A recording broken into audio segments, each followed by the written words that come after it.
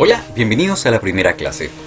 Esta es titulada Cambios en el medio ambiente y sus consecuencias para la biota. ¿Ustedes en sus casas podrían identificar a alguna de estas figuras que vemos acá? ¿Sí? Un señor que mira un poco feo. No sé, fósil. Aquí todos dijeron Darwin. Estoy seguro que todos dijeron Darwin. Bien, lo que pretendo con esta clase es que analicemos cómo los cambios en el ambiente pueden tener consecuencias sobre los seres vivos. Esto parece ser muy básico, ¿no? Pero la verdad es que necesitamos unificar los conceptos para poder progresar durante este curso. Como aprendizaje esperado, lo que pretendemos consideren que el ambiente es una máquina que permite generar biodiversidad. Así como una máquina muy loca de un científico no sé, en cuarentena, bueno, que él... Eso, lo entendió. Contenidos. Esto es lo que pretendo que veamos. En primer lugar, la evolución de los seres vivos respecto a los mecanismos de cambio. Vamos a hablar un poco de selección natural y de mutaciones mióticas, también fuerzas evolutivas, así también como la especiación y sobre radiación adaptativa. Como actividad motivacional, veamos este video.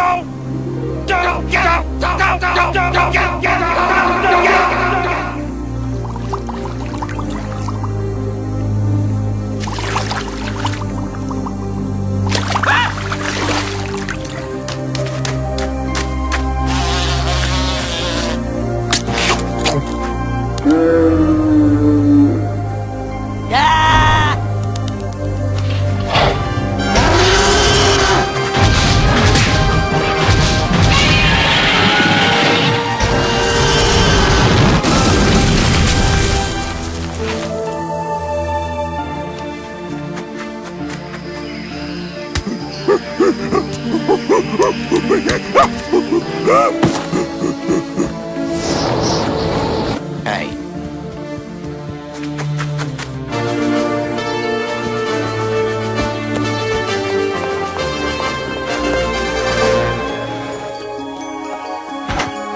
What took you so long?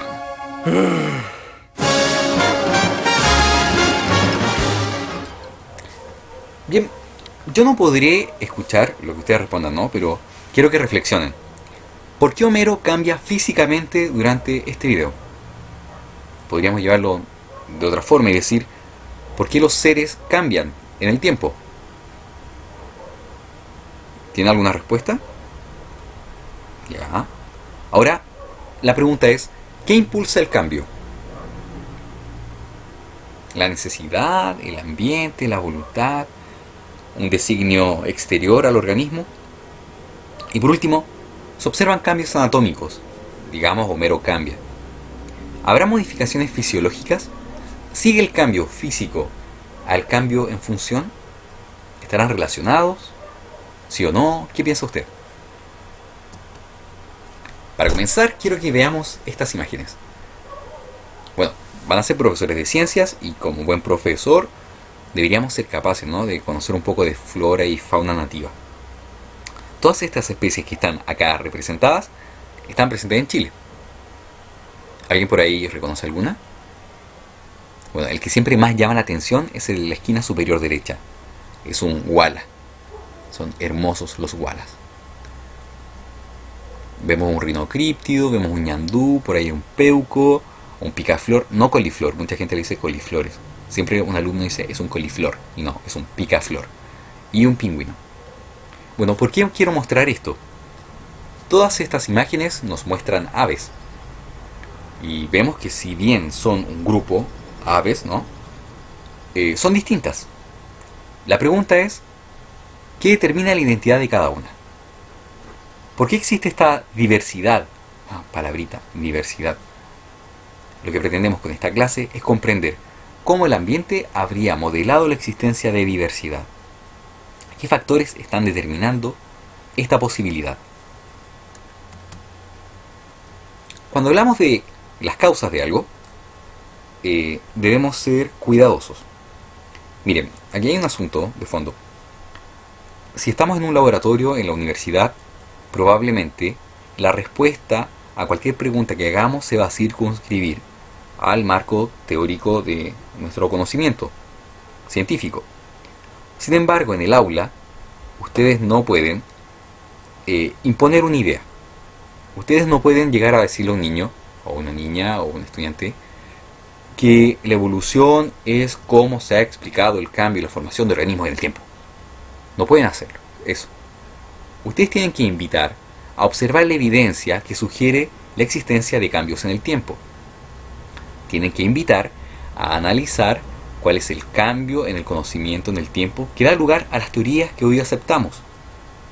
Bien podría haber en sus cursos estudiantes que crean o que consideren real otra alternativa para la existencia de diversidad, en particular de biodiversidad.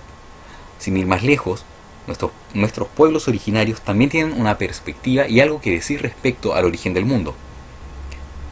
Ustedes no deberían, cual terrorista, cerrarse a la ciencia y decir, sí, usted debe ser evolucionista. No, no. Usted tiene que entregar las herramientas tales que permitan al estudiante deducir y generar un andamiaje a través del cual el alumno logre obtener el conocimiento y no una imposición de ideas. Por tanto, la invitación es también a escuchar las opciones alternativas que podrían observarse en el aula. Bien, ahora en términos concretos, cuando hablamos de que hay un ente superior o hay una situación de deidades en donde se generan organismos que son tal como los conocemos hoy en día, estamos hablando de fijismo o inmutabilidad, es decir, que nada ha cambiado en el tiempo. Cuando hablamos de que los organismos se han modificado su estructura, hablamos de cambio en el tiempo. Y hoy eso lo conocemos como evolución. ¿Cuándo comienza todo? Bueno, viajemos a Italia al siglo XVII. En aquel entonces existían algo llamado las lenguas de piedra. Cuenta la historia de que la gente pensaba de que, por un capricho de la naturaleza, a veces caían del cielo lenguas de piedra, tal cual.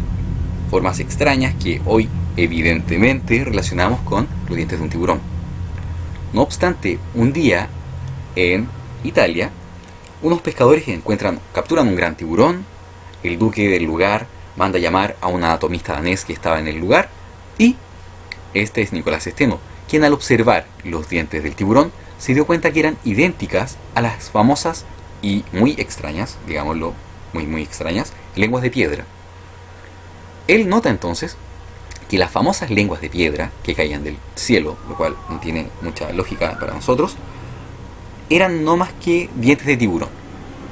Para nosotros hoy en día es muy fácil ver eso y decir es un diente de tiburón. Sin embargo, en aquel entonces no se tenía la noción de que objetos que eran biológicos, que eran estructuras de animales o plantas, podrían transformarse en piedra. Eso lo digo muy entre comillas. Hoy sabemos que existen procesos conocidos como la permineralización que permiten la formación de fósiles, en donde hay un cambio de los minerales que componen, por ejemplo, la matriz ósea, de manera que se incorporan fosfatos en su estructura y le dan las características de piedra que tienen los fósiles que uno podría encontrar, por ejemplo, de dinosaurios, ¿no? Jurassic Park, la imagen mental clásica. Ahora, esto genera un cambio, por cuanto nos da a entender que es posible encontrar objetos, animales, que dan cuenta del pasado. Interesante también es notar que Steno no tiene la capacidad de comprender la química que subyace a esto. Sin embargo, él propone que hay pequeñas partículas que son cambiadas, es decir, que son incorporadas. Una idea lejana a lo que podríamos pensar de átomos. Ahora, ya viajando mucho más adelante, bueno, les cuento que en Inglaterra, y en gran parte de Europa, se genera zanjas, trabajos viales, ¿no?, de algún tipo, y con ellos se excava el suelo. Se logran identificar variaciones estratigráficas en él, en donde llama la atención la presencia de organismos que actualmente no están presentes en el paisaje. Y no solo eso, además se observa que existe variación en las entidades presentes entre un estrato y otro. Dicho de otra forma, aparentemente el suelo estaría indicando la existencia de un cambio. Bueno, muy al margen, ¿no? ¿Se han dado cuenta de los nombres que poseen las épocas, no sé, así como Jurásico, Triásico, Cretácico? Bien, Dejo de tarea que alguno de ustedes identifique y me diga qué quieren decir ellas. No son palabras al azar y guardan relación con los lugares donde se han descrito por primera vez ciertos yacimientos fósiles. Por ejemplo, Devónico viene de Devonshire, Pérmico, Perm es una región de Rusia, Jurásico son unos montes en Suiza, los montes Jura. Y bueno, podemos ver entonces que en términos de la evidencia a favor de la evolución, ya comprendiendo que estas piedras con formas extrañas bien podrían ser restos animales, la evidencia estratigráfica nos indica que hay cambio en el tiempo. Ahora, esto podría ser quizás suficiente evidencia para convencer al creacionismo de la existencia de cambio. ¿Qué creen ustedes que decían los creacionistas al observar esta variación? Habían diversas respuestas. Algunas de ellas sostenían, por ejemplo, que debieron, entre cada estrato, existir una suerte de diluvio universal, o un catastrofismo que daba cuenta de una extinción y una recolonización de biota. Es decir, múltiples fines del mundo sucesivos. Cuando uno dice estas cosas, ¿qué pensarían ustedes? ¿Cómo ustedes podrían discutirle a alguien que eso no es así? Existe algo llamado el principio de parsimonia. Bueno, yo no les puedo preguntar a la cara si conocen este principio, pero el principio de parsimonia establece lo siguiente: que ustedes deberían escoger aquella respuesta que sea más simple siempre, aquella que incluya el menor número de pasos. Entonces hagamos un ejercicio mental. Imaginemos que de pronto al lado de usted se cae un vaso al suelo. Se cayó el vaso. Tengo dos opciones. Una es que por algún motivo lo dejé mal puesto, lo pasé a llevar y usted se precipitó contra el suelo. Segunda opción: existen en su casa pequeños duendes muy traviesos que cuando Se habla de evolución, estos aparecen, y dicho sea de paso son invisibles, y tienen cierta afición por botar vasos. Ok, puestas esas dos respuestas sobre la mesa, uno debería escoger siempre aquella que implique el menor número de pasos, o aquella que sea por tanto más probable. Luego, si volvemos a esta idea de la variación estratigráfica en formas corporales, yo les podría preguntar: ¿qué es más simple? ¿Que algo cambie en el tiempo o que hayan sucesivos eventos de creación independiente, pero con formas muy similares, que por lo demás conservan elementos óseos sucesivamente? ¿Qué será más parsimonioso? Otra evidencia a favor de la evolución es la homología. Es súper curioso esto, pero quienes plantearon las primeras ideas de homología no eran precisamente personas que apoyaban la evolución. Está de más decir que George Cuvier era creacionista, Carl von Linneo era creacionista. A pesar que ellos aportaron al conocimiento de la biodiversidad, la taxonomía y la nomenclatura, ellos renegaban de la idea de que podía existir evolución. Gracias al colonialismo y esta expansión que vive Europa completa, se generan grandes colecciones en museos de Europa. Está además de decir que Darwin también era un coleccionista, dio la vuelta al mundo colectando especímenes. Bueno, de él hablamos más adelante, no lo hemos mencionado. La homología, básicamente, que revelan especímenes albergados en museos, daba cuenta de la existencia de elementos en común entre organismos muy distintos. Es decir, tenemos algo en común, pero somos diferentes. Y aquí, nuevamente saco del bolsillo el principio de parsimonia. Y les pregunto a ustedes, ¿qué es más probable? ¿Que seamos muy distantes, pero tengamos coincidencias? No es una coincidencia, son muchas coincidencias. Es decir, ¿qué es más probable? ¿Que tengamos muchas coincidencias, siendo organismos muy independientes, o que tengamos algo en común? La respuesta que nos permite unir esto con la evolución es el hecho que tenemos un ancestro en común. Si todos tenemos húmeros y solamente han cambiado en su forma y por tanto con ello cambia la función, lo más parsimonioso es pensar que nuestros ancestros en común presentaban esta estructura, que ha sido modificada en el tiempo. Aquí hay un concepto que complejiza la situación, y es la homoplasia. Homoplasia se refiere a lo que ustedes tradicionalmente conocen como analogía. La homoplasia podría ser aquella que nos permite agrupar en un solo grupo los paquidermos. ¿Han escuchado el término paquidermo? Significa piel gruesa. Paqui, grueso, dermos, piel. Paquidermos.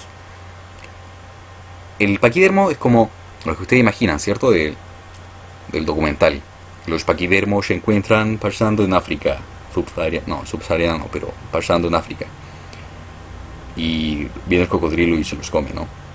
Bien, cuando ustedes encuentran eso, escuchan eso, el término paquidermo está agrupando a organismos que tienen algo en común, que es la piel gruesa, que no guarda relación con otra cosa. Es decir, existen rasgos que son convergentes y no necesariamente guardan relación con la ancestría en común. Digo esto por cuanto el hipopótamo, el rinoceronte y el elefante son incluso organismos de distintos órdenes que tienen en común que ha convergido un rasgo, como por ejemplo la piel gruesa. Esta convergencia también se encuentra en especies vegetales.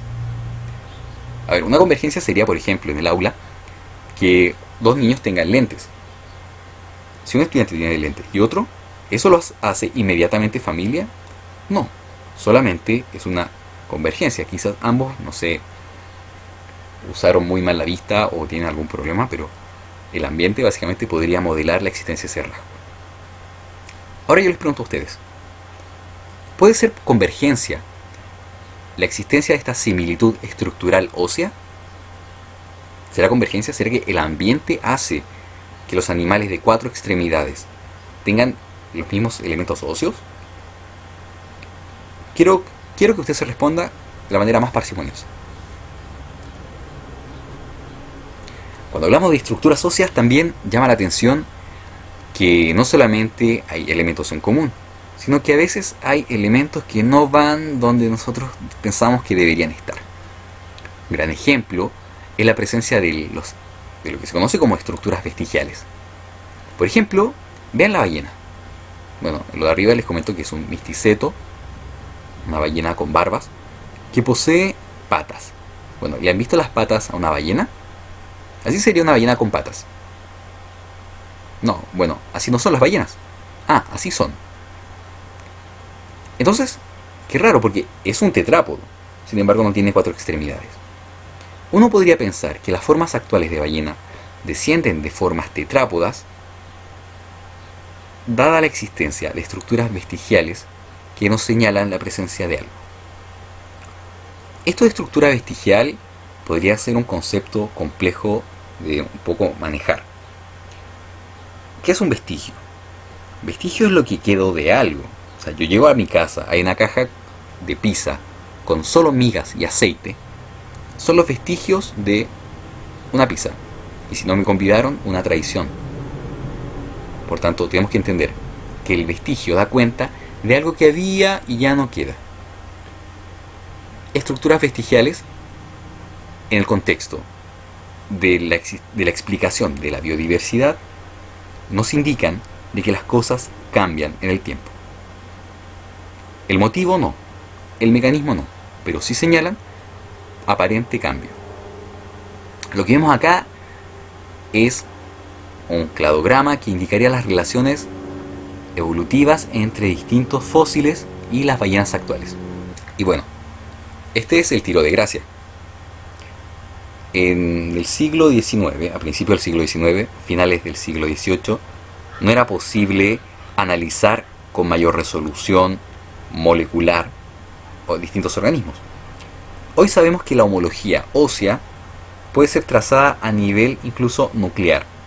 Y estamos hablando de nuclear porque me refiero al ADN. Está además decirles que estas secuencias de nucleótidos presentan una alta similitud, altísima, entre organismos que están evidentemente más emparentados, por ejemplo, dentro de los primates. Es decir, usted tiene más secuencias en común con otro primate, con un chimpancé, que con un pez. ¿Qué otra evidencia quieren a favor de la evolución? Por ejemplo, ustedes podrían en el aula hacer que los niños analicen secuencias génicas de distintos organismos y ver el grado de similitud entre ellas. ¿Cómo lo podrían hacer? Por ejemplo, comparando las secuencias nucleotídicas presentes en taxas extintos y organismos actuales. Por ejemplo, ustedes podrían encontrar en el Gene Bank, este es el Gene Bank, aquí está, sí, ustedes pueden accesar, esto es gratis desde cualquier parte del mundo. Ustedes podrían tomar una secuencia de proteínas, perdón, de aminoácidos, o una secuencia de un gen, incluso de un tigre de dientes de sable. Y eso es real y está en línea y es un recurso que usted podría ocupar en el colegio con un computador y niños muy divertidos.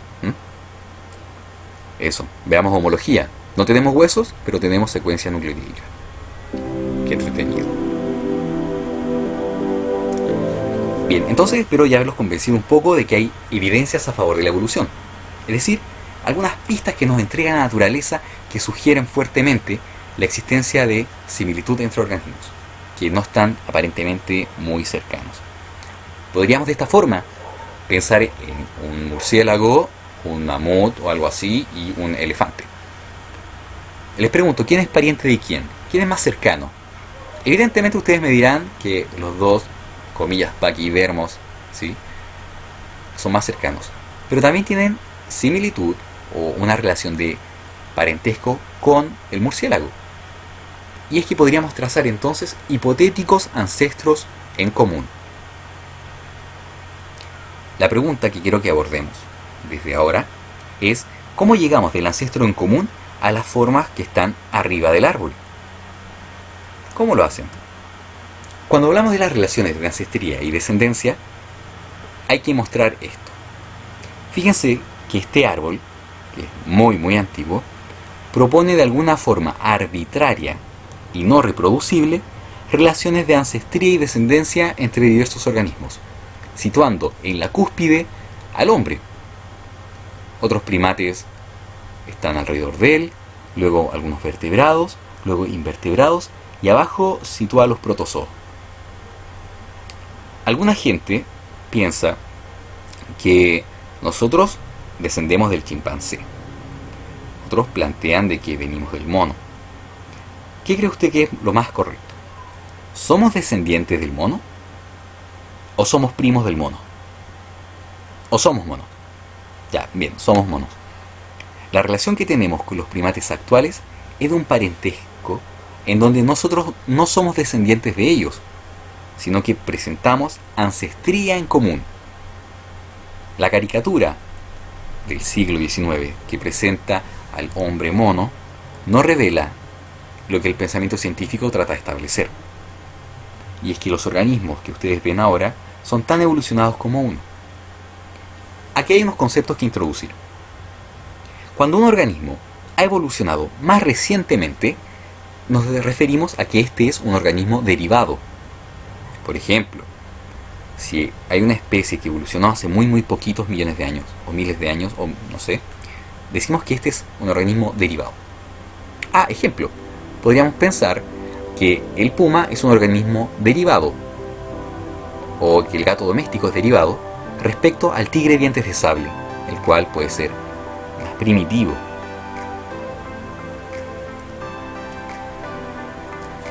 Entendiendo entonces de que uno podría establecer relaciones de ancestría y descendencia que plantean además la existencia de ancestros en común, la pregunta que tenemos es ¿cómo ocurre el cambio? ¿Cómo genero la diversificación? En el contexto de esta clase, ¿cómo el ambiente puede inducir cambios en los organismos de tal manera que se genere biodiversidad? Son protagonistas de esta historia, bueno, hay muchos protagonistas, ¿verdad? Esto es una historia que se podría revisar en extenso desde los romanos en adelante, con algunos protagonistas, con gente muy relevante diciendo cosas muy interesantes, pero nos vamos a abocar a nuestro amigo Lamarck, a Wallace y Darwin. ¿Alguien reconoce las caras? Bueno, la verdad es que Darwin, aquí de jovencito, es el más reconocible por todos. Veamos cuál fue el aporte de cada uno de ellos. En general, les quiero comentar, así a modo de mega spoiler, de que las ideas de Lamarck son las que más se han penetrado quizás en las cabezas de estudiantes hasta el día de hoy, de la sociedad también del siglo XIX. Ideas como por ejemplo que la necesidad de sobrevivir, que la necesidad de cambiar genera modificaciones. Eso es lamarquismo, ¿sí? Eso es el lamarquismo. Ahora, podemos discutir el día de la sesión en vivo que existe un lamarquismo actual, pero eso ya es más profundidad. Veamos cómo es esta historia entonces. Bienvenidos a Teorías Evolutivas. Lamarck, bueno, es un tipo muy interesante. Él propone la palabra biología. Este investigador, fíjense que desarrolla en su texto, aquí, desarrolla varias ideas de cambio evolutivo. Él propone mecanismos, lo cual es muy bueno. Era evidente que las cosas cambiaban, pero nadie decía cómo cambiaban. Lamarck propone varias cosas. Una de ellas es la herencia de caracteres adquiridos.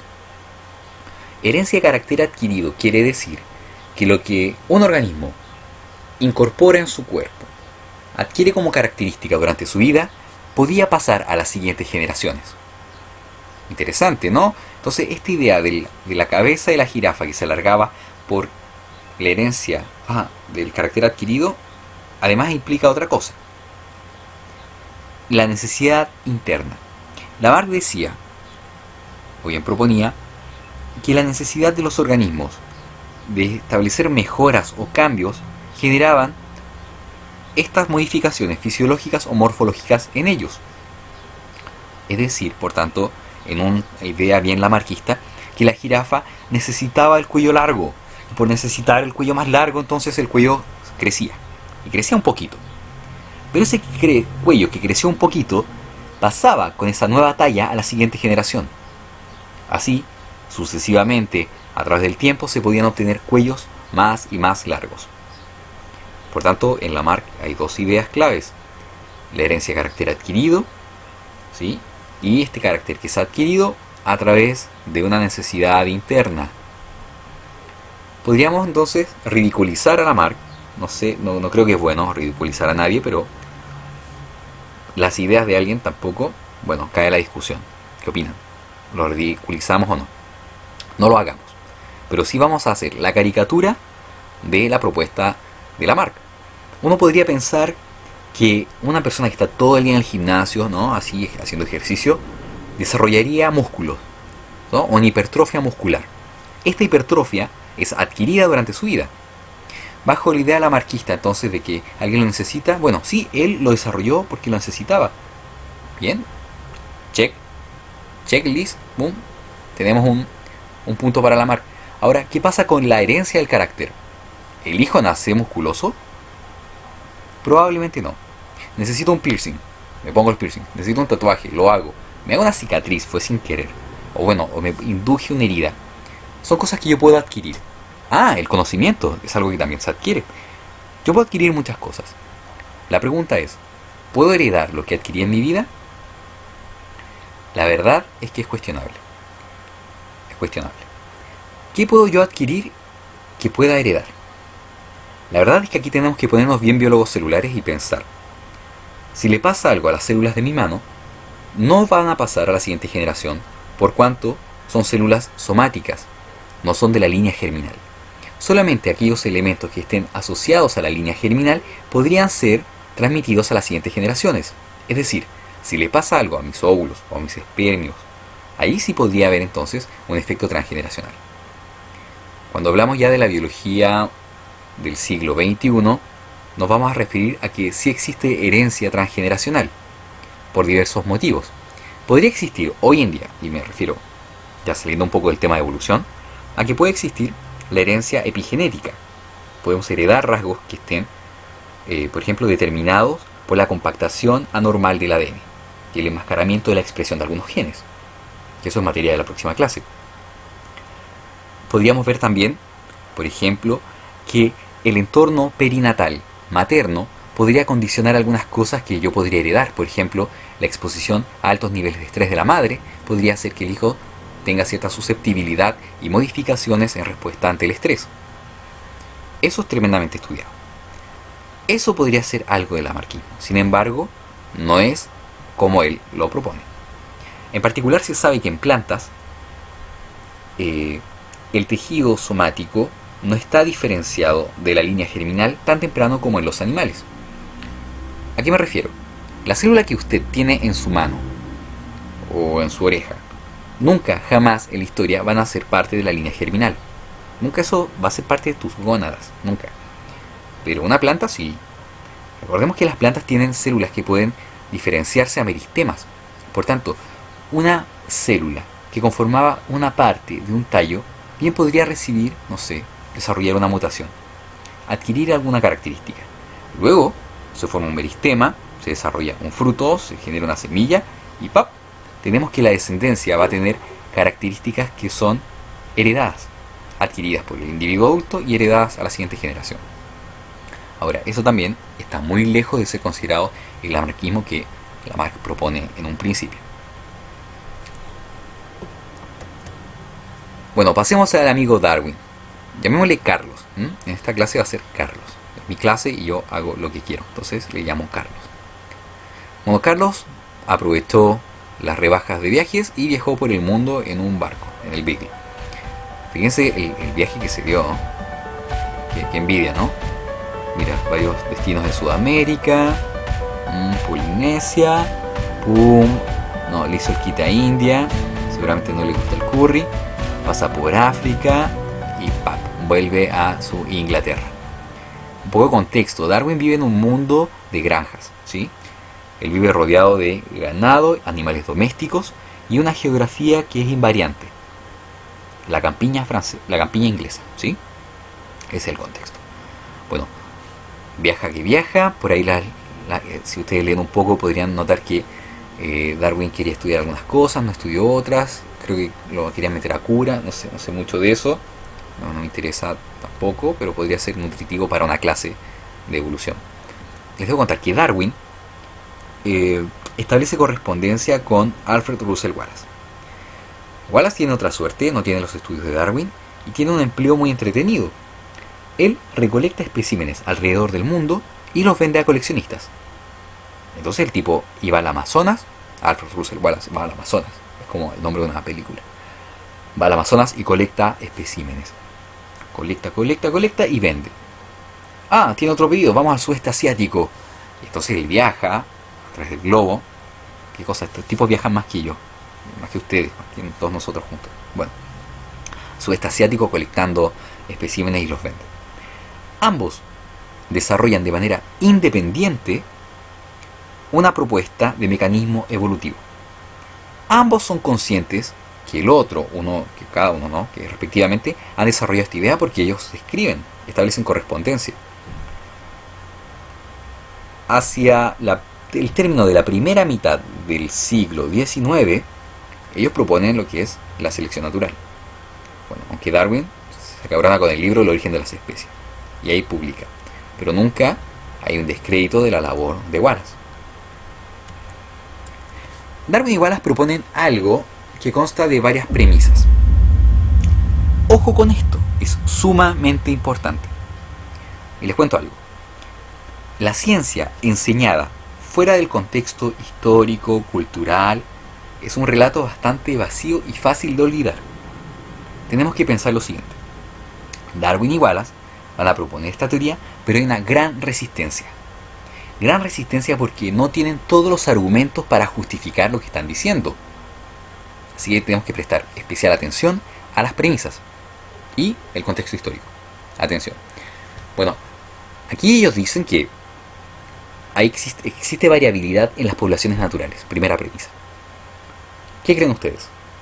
Yo creo que sí. O sea, yo me imagino las caras de ustedes y digo, son todos distintos. Aquí hay variabilidad. Quizás si miro las caras de un gorrión no son tan distintos, pero bueno, veámoslo más fino con ojos actuales y podríamos pensar que tienen variaciones alélicas para distintos rasgos. Es decir, hay variación. Darwin, Wallace ven variación y yo les creo. Entonces variabilidad es algo que existe. No solo hay variabilidad, también hay herencia.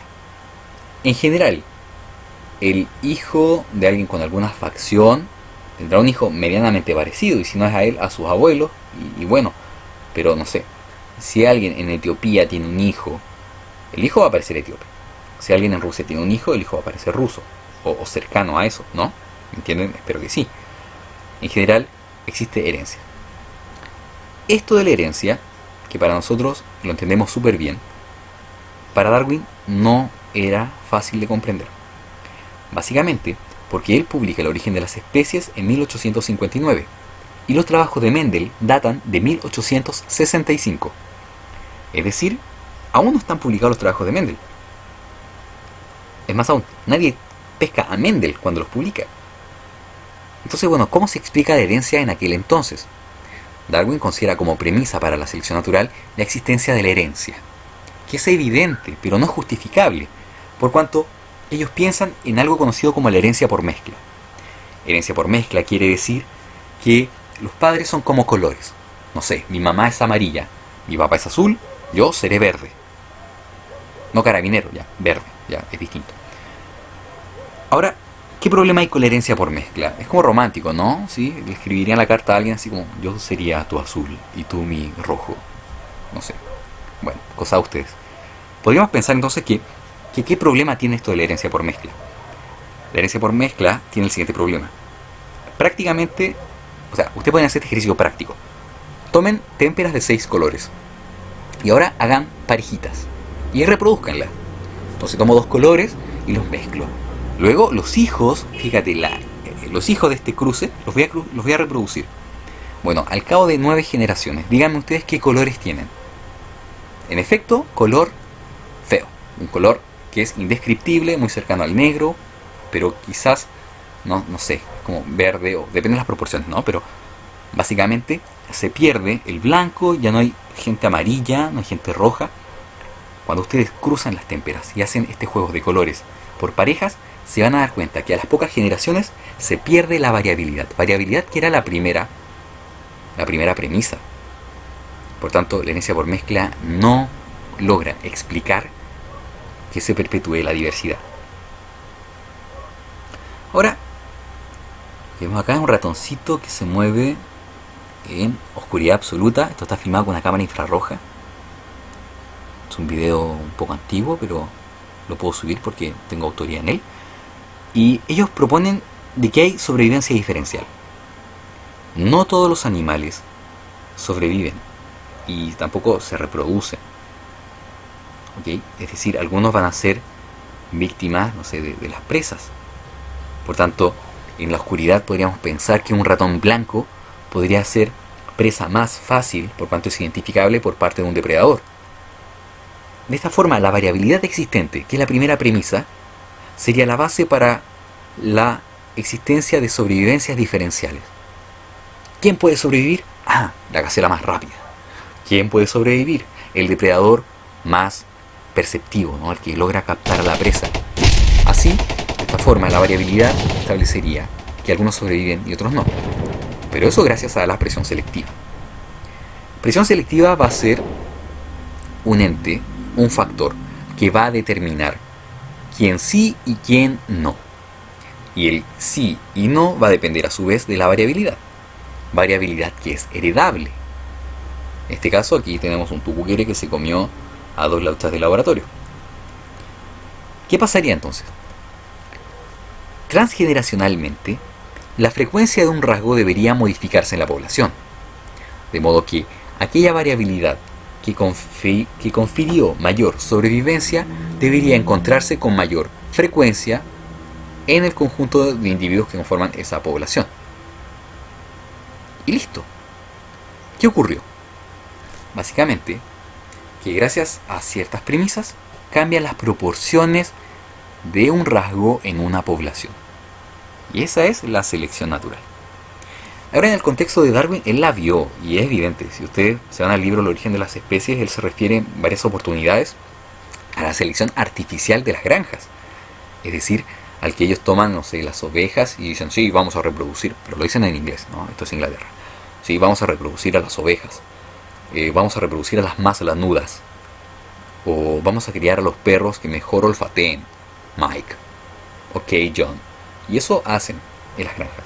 Entonces él nota que esto lo hacen en las granjas, que básicamente la presión selectiva es el granjero y es su criterio para seleccionar lo que determina quién sobrevive o quién se reproduce y quién no. Volviendo a esta idea entonces de los ratoncitos y el tucúquere, podríamos ver que la frecuencia de un rasgo en la población se modifica tras la acción de la presión selectiva. Luego, al pasar los años, se podrían generar entonces distintas variaciones de esta curva. Por ejemplo, ahora ya no son ratones, son caracoles. Uno podría ver en el caso superior. Dice estabilización, selección estabilizadora. Imaginemos que en este caso un depredador ve los caracoles más blancos de la izquierda, los caracoles más oscuros de la derecha, pero no logra distinguir del sustrato a los de color intermedio.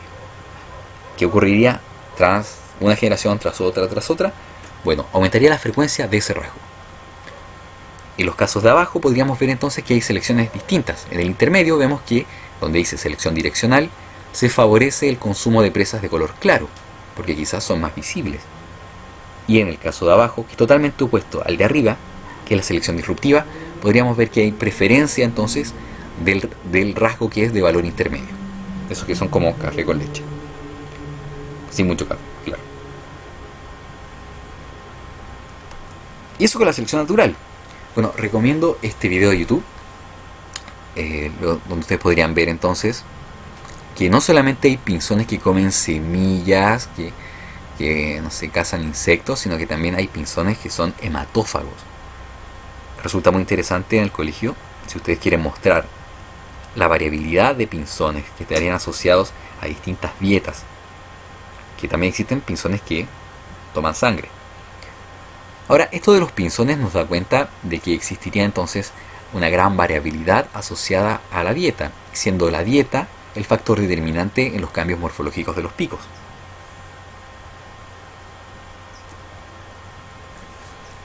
Y aquí hay algo que es muy necesario que ustedes se cuestionen.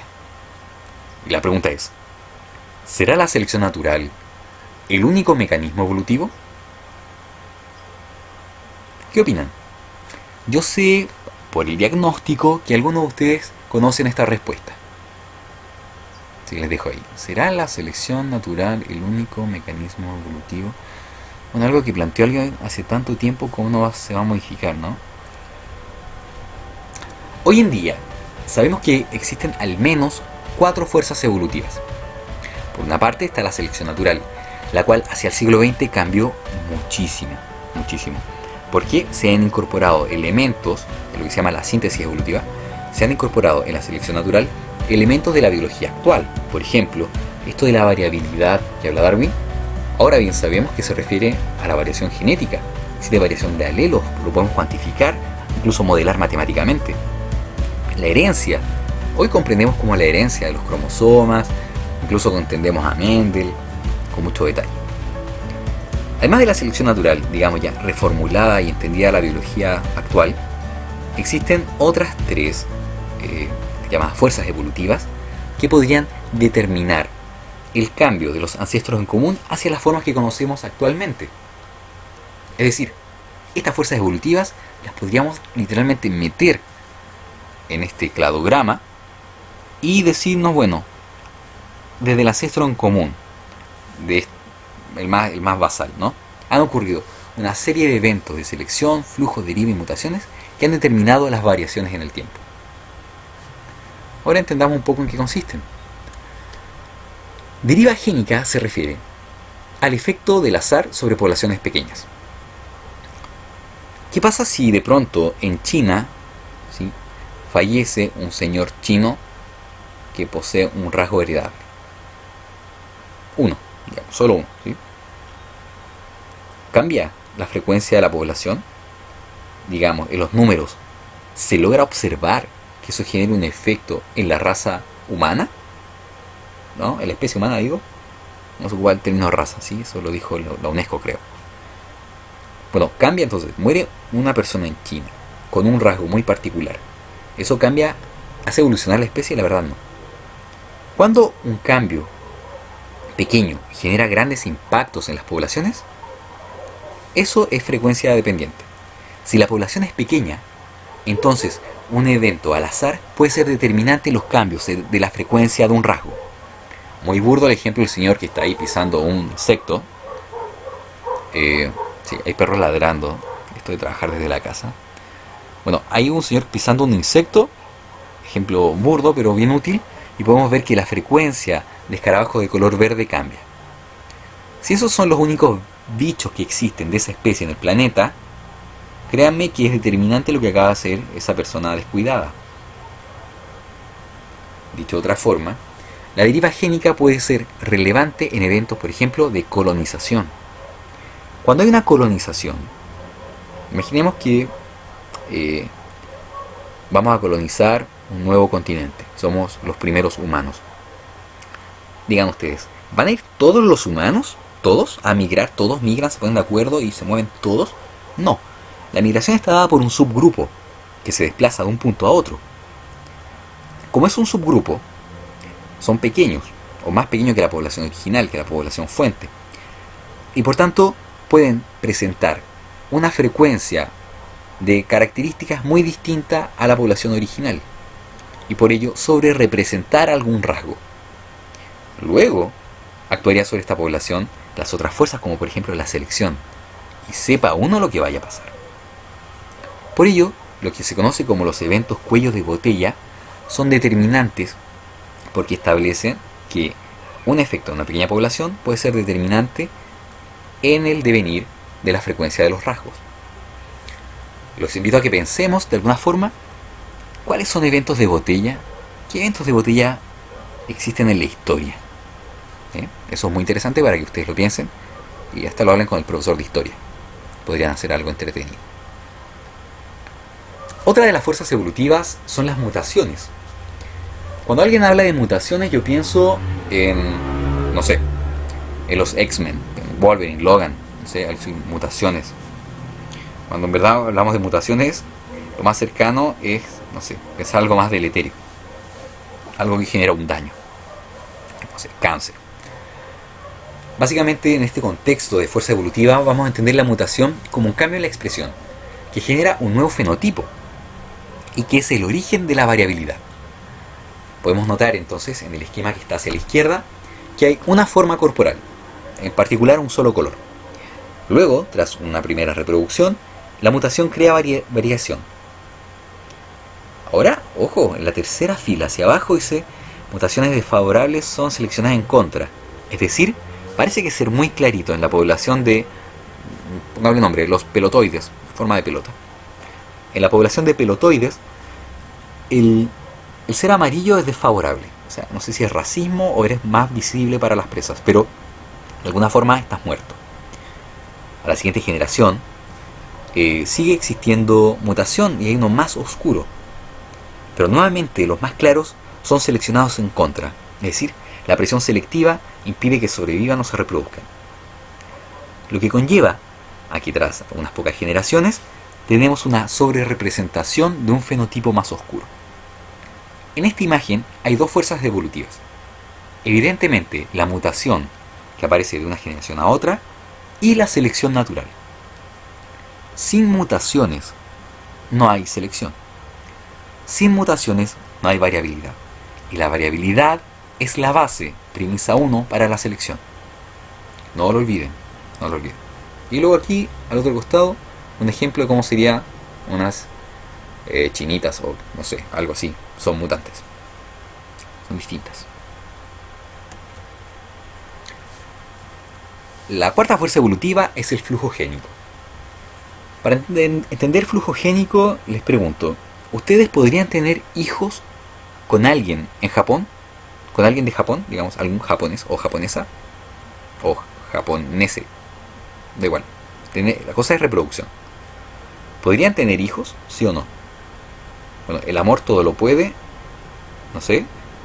Podrían comprar un pasaje de avión, viajar o traer a la persona. El tema es que, en términos bien concretos, no es una barrera imposible de cruzar un continente a otro. Podemos hacerlo. Sin embargo, las poblaciones naturales, digamos, los animales, las plantas, hongos, etc., no tienen la capacidad de viajar y cruzar cualquier barrera, por más amor que haya. Por ejemplo, la cordillera de los Andes establece una barrera que no pueden cruzar moluscos. O sea, un caracol que está en Argentina no puede llegar a Chile por sus propios medios. Por tanto, podemos decir que la cordillera es un accidente geográfico que establece una barrera al flujo génico. Cuando se impide el flujo génico y dos poblaciones son aisladas, en ellas podrían actuar de manera independiente las otras fuerzas evolutivas. Y esto es clave, porque cuando hablamos de Chile y enseñamos sobre flora y fauna de Chile, tenemos que tener muy en claro que el origen de esa biodiversidad, de las formas anatómicas que podríamos observar, de la fisiología de los organismos, han requerido una restricción al flujo génico en muchísimos taxa. Cuando se impide el flujo de genes, se impide básicamente que la variabilidad presente en una población migre a la otra. Ahora, el flujo génico podríamos pensar que está impedido en unos grupos más que en otros. Y eso es claro. Si ustedes analizan los niveles de endemismo en Chile, la mayor cantidad de especies endémicas son las de baja movilidad: insectos, moluscos, reptiles, anfibios.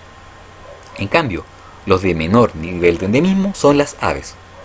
¿Será que las aves presentan menos barreras al flujo génico? Yo creo que sí.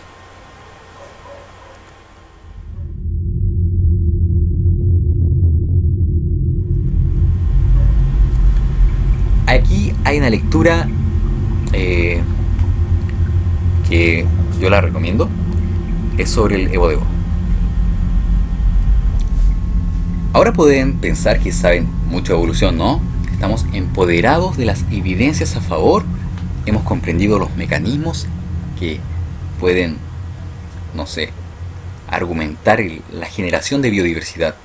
Pero de pronto llega un estudiante y te dice: profe, ¿por qué los insectos tienen 6 patas y otros animales tienen más patas? Quiero que piensen en las respuestas que darían.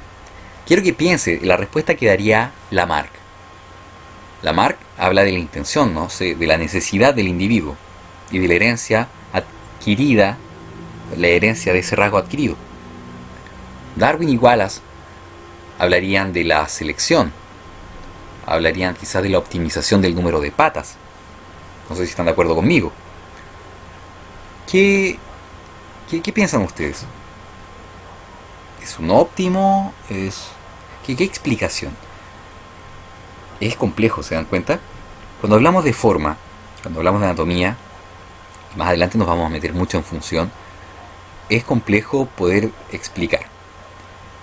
Y aquí quiero hacer un paréntesis. En biología hay 2 tipos de respuestas que podemos dar: respuestas proximales y respuestas distales. Una respuesta del tipo distal es de carácter evolutivo y se relaciona con la explicación de por qué existe tal diversidad. No sé, alguien te podría preguntar: bueno, ¿por qué tenemos cejas y no todos los animales tienen cejas? Ustedes, bueno, podrían pensar: es porque, bueno, el sudor, no sé, y decir algo así, que el hombre sudaba mucho y por eso necesita cejas. Eso es una respuesta mala y distal. Una respuesta distal. Una respuesta del tipo proximal se refiere a los mecanismos que están determinando la respuesta. Es decir, bueno, tenemos cejas porque justo en esa parte del rostro, en el desarrollo, migran algunas células que permiten que gracias a la testosterona se genere el desarrollo del pelo. ¿Se dan cuenta? Son 2 respuestas totalmente distintas. Una de carácter evolutivo y otra mecanicista. Respecto a esto de los insectos 6 patas, fíjense, no podemos caer en hablar de selección o del deseo de una mosca de tener 3 pares de zapatos. Las respuestas son más complejas. Y aquí estamos hablando del evo-devo, es decir, analizar la evolución en base al desarrollo. Aquí en particular lo que tenemos es una filogenia de algunas especies donde se marcan los insectos. Pueden notar que algunos insectos poseen en cierto gen, el DLL, la presencia de una cola de una polialanina. Es esto lo que determina la presencia de 6 patas. Si ustedes manipularan otro artrópodo e introdujeran esta mutación, eventualmente podrían desarrollar, no sé, así bien Jurassic Park, un un artrópodo de 6 patas, ¿no? Un milpié frustrado con solo 6. Es por ello que tenemos que hacer notar que no todo es adaptación, no todo es fuerzas evolutivas, sino que muchas veces existen procesos a nivel incluso genéticos que determinan la forma y la función. El Evo está muy de moda porque es atractivo como herramienta para lograr explicar preguntas que son muy antiguas. Así que los invito a que vean ese video en YouTube, que voy a poner quizás el link por ahí. Y podemos ver entonces que en el tiempo algunos grupos han aparecido, otros han desaparecido, algunos han diversificado. Notan cómo podemos ver ahí, donde está la flecha, algunos grupos de organismos se han expandido en diversidad. Debo decir aquí que el grosor de la mancha guarda relación con la cantidad de formas distintas de vida de esos grupos. Por ejemplo, podemos ver que las aves se han diversificado. El Cretácico marca unas pocas y luego ¡pum!, se ensancha. En cambio otros se han reducido, por ejemplo los ostracodermos, los agnatos del extremo izquierdo. Un grupo aparentemente diverso y luego han reducido. Esto nos invita a pensar de que no todo es evolución, diversificación, ¿cierto? Si bien uno observa la naturaleza y tiende a ver que existe una diversificación, en la historia han ocurrido diversos eventos de extinción, los que son grandes cuellos de botella, ¿sí? Ahora, ya entendemos el origen de la biodiversidad desde una perspectiva occidental, científica, ¿cierto? La pregunta es, ¿cómo se origina una nueva especie? Ustedes me pueden decir, queda apartada del resto, actúan sobre ella las fuerzas evolutivas y ¡pum!, se puede originar una nueva especie, una vez que sea bastante distinta. Pero con esto yo quiero generar controversia y preguntarles a ustedes qué es una especie. ¿Qué es una especie? La verdad es que existen diversos conceptos de especie. ¿Y cuál empleamos? ¿Cuáles son estos? Les invito a que lo investiguemos. Les puedo mencionar que hay un concepto tipológico de especie que es bastante práctico, que consiste en forma distinta. Veo dos formas distintas y digo, ok, son dos especies distintas. Pero eso puede incurrir en errores, aunque es bastante práctico. Es práctico porque si eres un botánico, vas al campo y dices, 5 pétalos blancos, es tal especie. Espinas de esta forma, es otra especie. Pero, ¿qué pasa si de pronto eres un investigador francés en Chile estudiando picaflores de una isla y notas que hay dos formas distintas? Dices, son dos especies. Bueno, eso le ocurrió a Claudio Gay, o Cloguet, como se diga en francés, de lo que le pasó con el picaflor de Juan Fernández. Él consideraba que eran dos especies distintas, cuando en verdad uno era el macho y el otro la hembra. Así que ojo con el concepto de especie. Es el concepto tipológico de especie, es decir, formas distintas. Hay un concepto biológico de especie, que se refiere a organismos que pueden reproducirse dentro de un grupo y no con otros. El concepto biológico de especie, que les menciono, no es práctico para un paleontólogo, para alguien que estudia ballenas, porque no vamos a reproducir ballenas en laboratorio ni dinosaurios extintos. Además de entender qué es la especie, ya les dejé la pregunta, espero que puedan dormir esta noche. Les quiero preguntar, ¿cuándo se origina una especie? ¿Y cómo?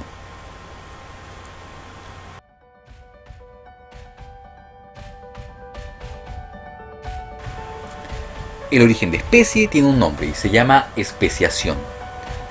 Les mencionaré algunos tipos. Alos significa otro y patra significa tierra nativa.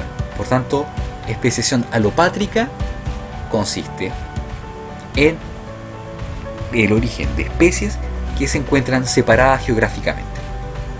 El ejemplo que ponemos aquí, entonces, son unos bichitos y luego hay algo en el medio, puede ser un río, una barrera imposible de cruzar, me imagino más un humedal que un río, y al cabo del tiempo se originan entonces variedades distintas a ambos lados.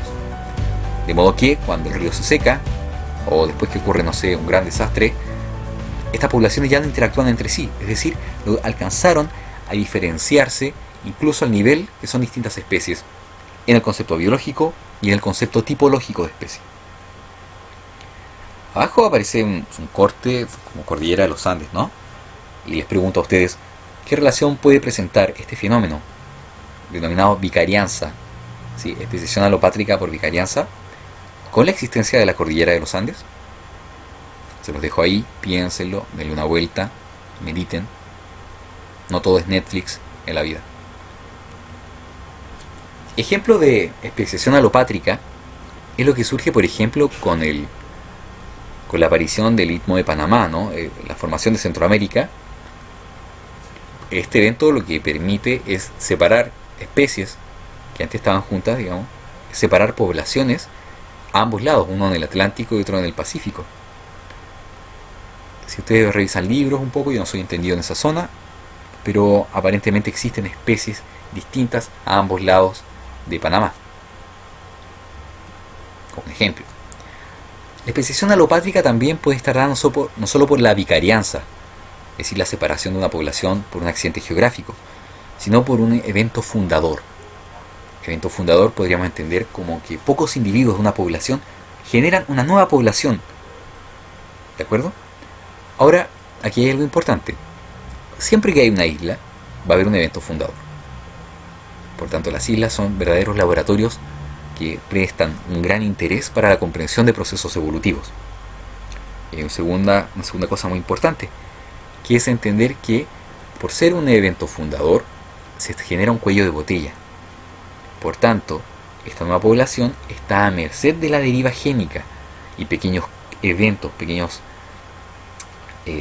sucesos, o sea, sucesos estocásticos que ocurran en esta pequeña población podrían generar un gran impacto en la frecuencia de alelos o de rasgos en ella. Pero como en biología todo es variable y es complejo, también existen procesos, por ejemplo, de hibridación, en donde algunas especies no logran completamente separarse en términos reproductivos y forman zonas de hibridación. Por ejemplo, aquí les muestro una lagartija híbrida y la hibridación de gaviotas en el Ártico, donde podemos ver que hay una variación, casi un gradiente de diferentes especies con distintos grados de hibridación.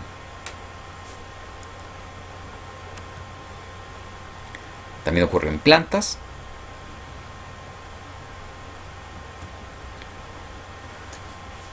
Bueno, parece muy fácil formar especies en alopatría. Los separo, bueno, y que les pase lo que les tenga que pasar. Que su devenir va a ser muy distinto por cuanto las fuerzas evolutivas son diferentes. Eso parece ser muy fácil. Lo complicado, señoritas y señores, es cómo forma una especie en simpatría. Simpatría es coexistiendo, es decir, cómo a partir de un único grupo uniforme genero dos especies, pero sin dejar su coexistencia, es decir, sin separarlo. El ejemplo clásico es el del repollo y el rábano. Como podemos ver, ambos eran especies con el mismo número de cromosomas que luego hibridan formando un híbrido estéril. No obstante, si ese híbrido estéril es capaz de reproducirse consigo mismo, ¿sí? Pero esta reproducción consigo mismo es tras una falla en la producción de los gametos, logra formar algo que se conoce como un halo tetraploide. Y ese halo tetraploide no es infértil, sino que es capaz de reproducirse. En este caso lo que vemos es no la visión clásica de un árbol, ¿no?, que diverge, sino la fusión de ramas en la formación de un nuevo organismo. Otro caso de evolución en simpatría es el aislamiento presigótico. Esto se ha visto en experimento y consiste en la siguiente situación. Si una especie requiere de un contexto para reproducirse y de pronto algunos individuos se sienten atraídos por otro contexto para reproducirse, bien podría haber una segregación espacial de la reproducción por estas preferencias distintas. Hay un concepto llamado impronta, que es una atracción innata que surge en un organismo hacia algo. Puede ser algo visual, puede ser algo químico, y cuando nace se impronta y siente esta afinidad o atracción por un medio, por un lugar, por un objeto. Luego, si de adulto requiere ese mismo estímulo para su reproducción, podría ocurrir lo que se muestra acá, que distintos artrópodos, dependiendo del medio en el cual son cultivados, es decir, en almidón o en maltosa, a través de varias generaciones, estos se reproducen solamente con individuos que permanecen en esos cultivos o se alimentan de esos sustratos, por cuanto prefieren pareja de ese lugar. Como en todo, existen casos bastante enigmáticos. Uno de ellos es lo que ocurre, por ejemplo, en el lago Victoria, en donde en la columna de agua existe una variedad sorprendente de distintas formas de peces, que aparentemente se encuentran allí, dado que presentan diferentes hábitos alimentarios. Es decir, sería el hábito alimentario el que determinaría la variabilidad observada en estos peces. A modo de resumen, podemos decir entonces que existen distintos tipos de especiación. Algunos que requieren la separación y otros que no. Los organismos no vivimos solos, sino que también interactuamos con otros. ¿Qué interacción más grande que la del parásito y el hospedero? Y es que se ha visto que existiría coevolución de especies. Aquí podemos ver, es un diagrama, pero aquí junto con los hospederos evolucionarían los parásitos. Existe algo que es una carrera armamentista cuando hablamos de depredadores y de presas. El depredador evoluciona generando más armas para capturar su presa. En cambio, la presa evoluciona generando herramientas para escapar del depredador. Si uno evoluciona, el otro también.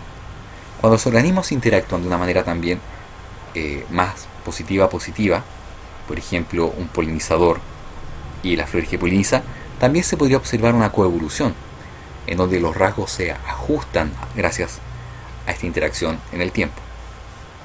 Y finalmente, ¿se han fijado que hay grupos de organismos que diversifican más que otros? Por ejemplo, hay tantos tipos distintos de, no sé, cocodrilos como hay de aves.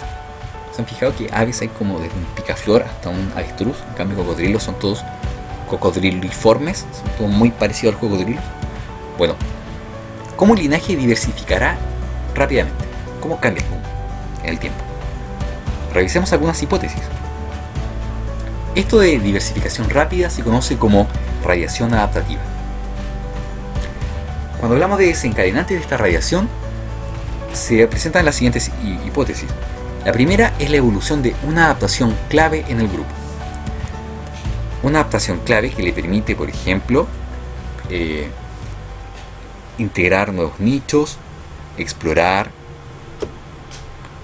De alguna forma, la evolución de una adaptación clave podría ser, por ejemplo, la tolerancia al ambiente terrestre. El primer insecto que pisó la Tierra tenía alguna particularidad que le permitía vivir allí. Y el mundo estaba vacío y a su merced.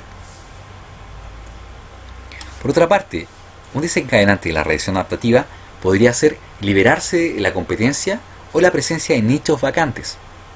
Cuando hablamos de librarse de competencia es que el individuo se relaja de la presión selectiva y la existencia de nichos vacantes abre nuevas oportunidades a la posibilidad de que mutaciones, ¿sí?, devengan en el tiempo siendo exitosas y la variabilidad que podría reducirse por la presión selectiva negativa se favorezca. Un ejemplo podría ser entonces llegar a un nuevo mundo en donde nadie me va a comer, nadie me va a quitar mi espacio y yo podría vivir o arriba del árbol, o bajo una roca, o en el lago, o bajo las hojas, porque están todos los lugares vacíos y son todos muy buenos lugares para que yo viva, independiente de las mutaciones que tenga. Finalmente, la especialización también podría ser un desencadenante de la radiación adaptativa, porque si me ultra especializo en comerle la quinta espina a la planta, solo la quinta espina, probablemente yo tenga un aparato bucal muy ultra mega especializado para hacer solamente esa labor. Y si todos nos especializamos, todos vamos a cambiar mucho. Eso es como los adultos, comparando los adultos cuando salen los adultos respecto a cuando eran compañeritos de colegio. ¿Te has fijado que ahora con tus compañeros de colegio son muy distintos? Se están especializando de alguna forma. Radiación adaptativa. Y es porque tenemos diferentes nichos también. Nos podemos especializar en diferentes oficios. Antes éramos todos estudiantes de colegio, ahora somos, no sé, sicarios, narcotraficantes, etcétera, profesores.